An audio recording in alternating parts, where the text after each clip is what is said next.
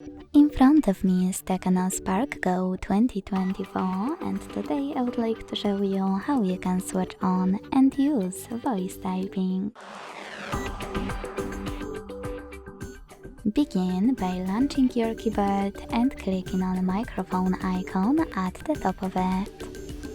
If you can't see it, select this gear one instead. Tap on voice typing and use gray switcher to activate it. Then go back to your keyboard and click on no visible microphone.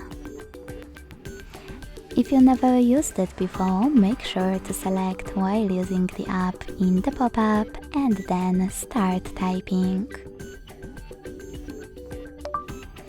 As you can see, voice typing is on. If you want to stop, tap on the same microphone again.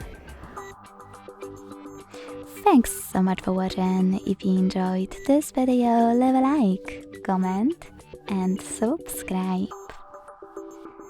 Bye!